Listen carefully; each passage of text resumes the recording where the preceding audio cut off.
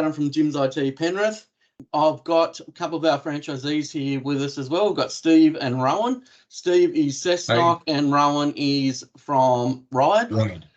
So we do help each other. We tend to feed off each other's information. I've been in IT, 23, 24 years. I think Steve's about the same. Rohan's been in about 10 years, I think, Rohan. Something like that, yeah, about 10 years, but more focused on businesses and stuff like that. But it's good to see both sides of the coin. While we are individual business owners with the JIMS IT group, we do work with each other, so we do have a lot of experience off that. So today, what we're going to actually talk about is scams, and this is going to be an ongoing topic that we're going to talk about over the next couple of weeks. The first scam we're going to talk about is the invoice scam. Steve, what's your knowledge of the invoice scam? Just having an email sent out to you stating from a company, PayPal or Netflix, saying that you owe a certain amount of money to them for services. And Rohan, what do you know of it?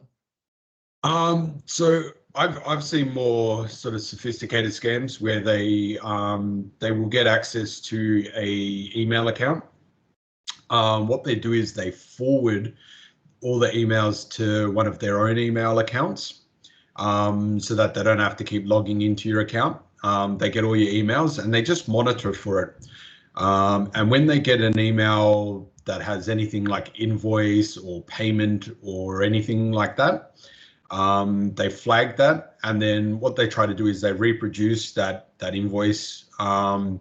They then change the details on there, so they'll change the bank account details, for example, to their own, and then they'll then forward that on to the intended sort of recipient. And is expecting that invoice. They're expecting it from that person, and they see the bank details and they pay it. The person assumes that they haven't got a payment yet, and then down the track when they follow up, they get this, oh, we've already paid. Yep. And by that point the money's long gone. Unfortunately, I've seen both those sides of that they use a technique called phishing to get login details to people's email accounts. Basically, what a phishing attempt is me sending, say, you guys an email asking for your username and passwords for your email. Say I'm doing a security check, I need to get your username and password to verify it's up. Then the hacker or the scammer will use that information to actually log in to your email server and duplicate your emails and forward invoices out to people or within the company, exactly what Rohan said, and change the banking details and get them to pay you. And this type of scam is becoming massively prevalent in Australia at the moment. Yes, one of the key factors in all of that is once they've got access to your email account, you don't actually know. So I've seen it where a person's had access to somebody's email account for a year. Yep. And they've just sat there. They're just patiently waiting, and eventually it comes through, and eventually they change the details. Or you get an invoice from somebody that you're expecting, and they've quickly deleted it, changed the details, and then resent it to you. Exactly. And they're like, "Yep, I paid it," and the details are different. The best ways to combat this is only make payments to people that you've already got saved. So if you've been paying a bill for, let's say 6 months, a year or whatever, keep paying to that same account. If anybody, and so suddenly you get this account or this invoice from someone and it's completely different and the font seems different, or the only thing that's different is the bank account details. I mean, straight away that should flag you. And what I've found is that most companies are more than happy for you to call and double check those account details. Yeah. So that's kind of all you need to do if you suspect anything, is call up that company, say, hey, I'm paying this invoice. Now these details have changed from last time. Is this right? Is this right? Has that happened? Can you please confirm? something along those lines, and they will tell you straight out. Because it could be the case where, even right, Steve, that the company's actually has changed their details. Yeah. So, I don't think they would care, like Rohan said, that, hey, you ring up and say, hey guys, look, I've got this invoice, it doesn't look right. What do you do? Well, it's the best way to do it, is because otherwise, if you don't and you do pay out, then you've lost everything that you've organised. Well, that's it. Especially with emails these days, like, luckily the IT division in JIMS, we use a pretty sophisticated email system, and our passwords are pretty hectic and that type of thing. But general use emails, like, passwords are so easy, like, and especially when they're using techniques like phishing. And phishing is what it sounds like. So putting out a hook and hoping that someone will get on that hook and sort of be the bait on there. But, like, what would you suggest, I guess, guys, would be the best way for people to prevent that, like prevent themselves getting hooked like that? I guess my best tips is check who you're receiving the email from. So if it's from Telstra, for example, make sure it says telstra.com.au. The other kind of thing is, whenever you're putting your details in, make sure it's a legitimate website or it's a legitimate request.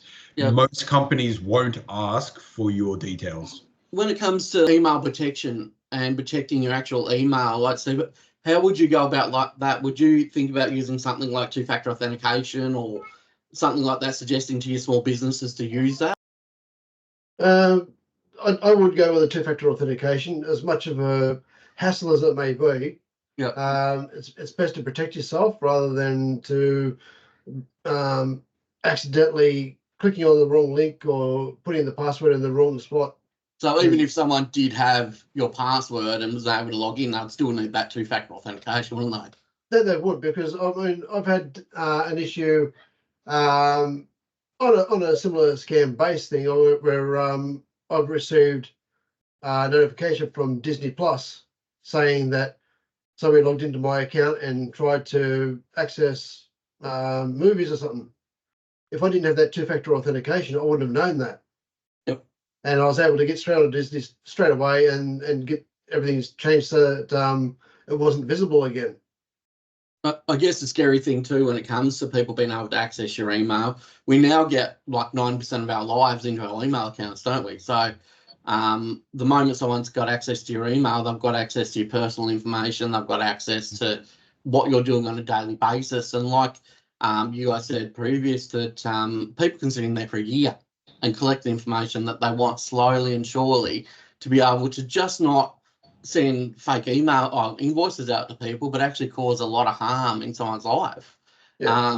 And I know an example just recently with a client that I now deal with, a business client, that they were actually saving up money for a deposit for a home loan. And someone had managed to hack into their lawyer's email account and sent a invoice to that particular person claiming that they were the lawyer and changed bank account details. Those people paid $57,000 to this new lawyer or the new bank account, didn't think about it, so they just lost their deposit for the home loan. But it's so important to look at every bit of information on an invoice that's sent to you. Like, you'll have times that you're expecting an invoice on, say, the 15th of the month and you get it on the 10th. That is a huge indicator that something's wrong. Yeah. Like, what would be, I'll start with Steve, but 5 tips that you'd give people? Well, first and foremost is don't click on anything that you are unsure of. Never give out your password. Always check for correct grammar and English speech. I guess when you're getting emails from me, that's a hard one, because my grammar's shocking when I'm sending emails to you guys. So if it was correct, then I guess you'd know that it was something wrong. Like, exactly. Yep. What else would I do? Check the email address. Make sure that the email address looks legitimate. I've even seen stuff from Telstra that the email address is Gmail, and that's not right. So always check the email, check your grammar, check don't click on links. I think that's the biggest one, isn't it? Don't click on links. Yeah, Like, not unless you're sure of it. yeah, I mean, I saw one today, like, unfortunately, my daughter didn't get tickets to Taylor Swift, and they were devastated, but I saw one on TikTok today that actually said, hey, click on this link here for unreleased tickets to Taylor Swift. And I mean, can you imagine how many people were going to click on that? Like, you don't click on anything that you like. Yeah, it's the biggest advice, guys, that we can give you. Just don't click on links.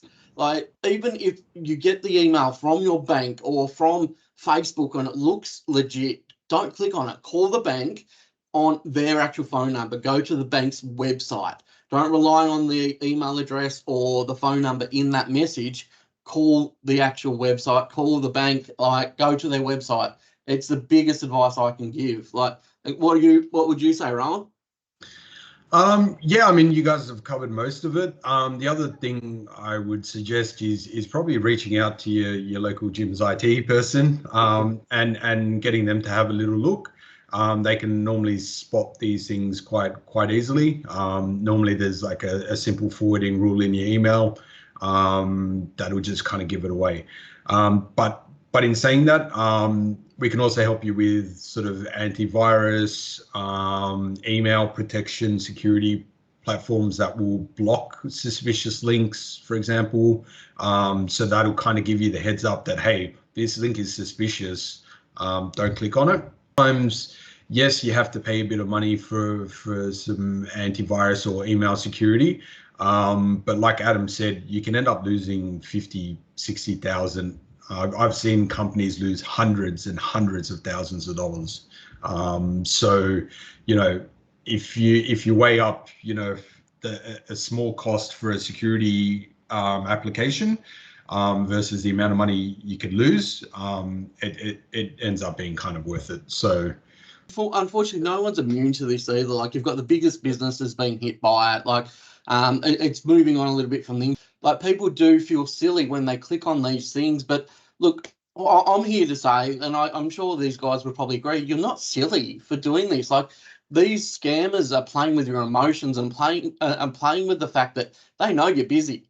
So if you get a link in your email, you're more than likely going to click it. If you see an email that looks similar, even 90% similar to a Telstra email or from your bank or whatever, you're going to click it because you're in the back of your head, you kind of trust that. Try to break that habit. Take that extra 2 seconds and look at the email. That's when you can reach out to us, and we can walk you through that, and we can give you a half an hour lesson or an hour lesson or whatever of what to look out for. I mean, there's nothing that is too hard for us to help you with. So I guess if you're unsure, just don't do it. All said here, if you need us, JIMS Group or JIMS IT will able to help you with any IT issues, really. I mean, there's nothing that's we can't help you with. So 131 546. Yeah, we've got a good group of guys and girls around Australia, so don't hesitate to give us a call. Even if you just need advice. I've got business clients that just generally ring me for advice, and that's what we're here there for as well. Yep. Is there any other advice that you guys want to give? It doesn't have to be about this, like anything that you've seen recently that people should watch out for, or? No, I think that kind of covers the most of it. I don't know, Stephen, do you have anything? Not at the moment.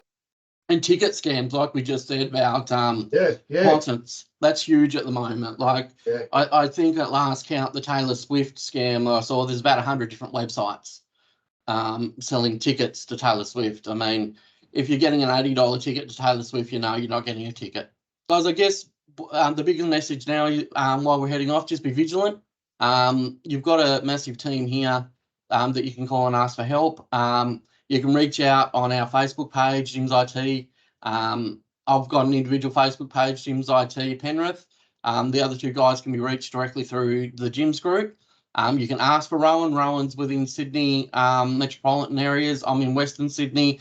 Steve's down some whoop area down Sydney way somewhere. Cessnock, Newcastle. Cessnock. So, and Sydney were covered, Melbourne were covered, Adelaide, WA, even New Zealand. If you're in New Zealand and need to reach out to us, we can do remote support as well. So nothing's off limits.